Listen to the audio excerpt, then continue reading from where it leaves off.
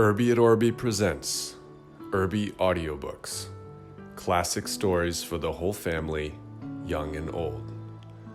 Read by Christopher Hart Moynihan. The Other Wise Man by Henry Van Dyke. The streets of the village seemed to be deserted, and Artaban wondered whether the men had all gone up to the hill pastures to bring down their sheep. From the open door of a cottage he heard the sound of a woman's voice singing softly.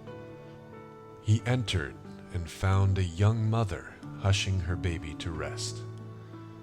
She told him of the strangers from the far east who had appeared in the village 3 days ago, and how they said that a star had guided them to the place where Joseph of Nazareth was lodging with his wife and her newborn child, and how they had paid reverence to the child and given him many rich gifts.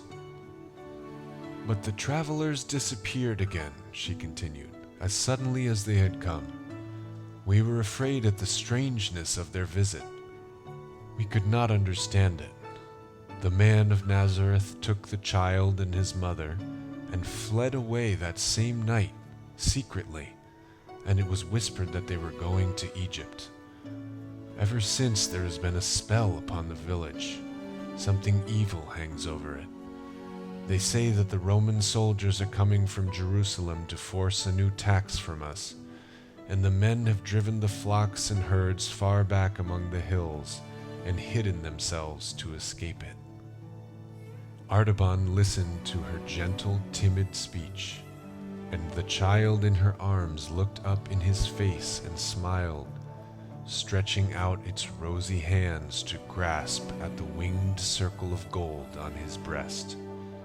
His heart warmed to the touch. It seemed like a greeting of love and trust to one who had journeyed long in loneliness and perplexity, fighting with his own doubts and fears, and following a light that was veiled in clouds. Why might not this child have been the promised prince? He asked within himself as he touched its soft cheek. Kings have been born ere now in lowlier houses than this, and the favorite of the stars may rise even from a cottage. But it has not seemed good to the God of wisdom to reward my search so soon and so easily. The one whom I seek has gone before me, and now I must follow the king to Egypt. The young mother laid the baby in its cradle and rose to minister to the wants of the strange guest that fate had brought into her house. She set food before him, the plain fare of peasants, but willingly offered, and therefore full of refreshment for the soul as well as for the body. Artaban accepted it gratefully, and as he ate, the child fell into a happy slumber and murmured sweetly in its dreams, and a great peace filled the room. But suddenly there came the noise of a wild confusion in the streets of the village, a shrieking and wailing of women's voices, a clangor of brazen trumpets and a clashing of swords, and a desperate cry, "The soldiers! The soldiers of Herod! They're killing our children!" The young mother's face grew white with terror. She clasped her child to her bosom and crouched motionless in the darkest corner of the room, covering him with the folds of her robe, lest he should wake and cry. But Artaban went quickly and stood in the doorway of the house. His broad shoulders filled the portal from side to side, and the peak of his white cap all but touched the lintel. The soldiers came hurrying down the street with bloody hands and dripping swords. At the sight of the stranger in his imposing dress, they hesitated with surprise. The captain of the band approached the threshold to thrust him aside, but Artaban did not stir. His face was as calm as though he were watching the stars, and in his eyes there burned that steady radiance before which even the half-tamed hunting leopard shrinks, and the bloodhound pauses in his leap.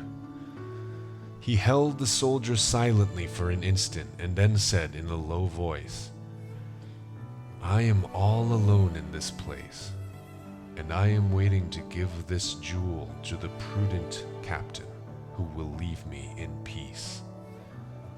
He showed the ruby, glistening in the hollow of his hand like a great drop of blood.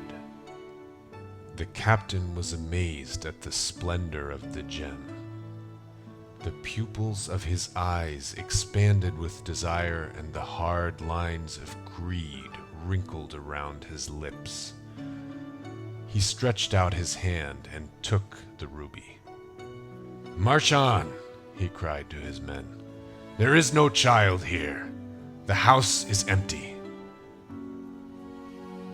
The clamor and the clang of arms passed down the street as the headlong fury of the chase sweeps by the secret covert where the trembling deer is hidden. Artaban re-entered the cottage.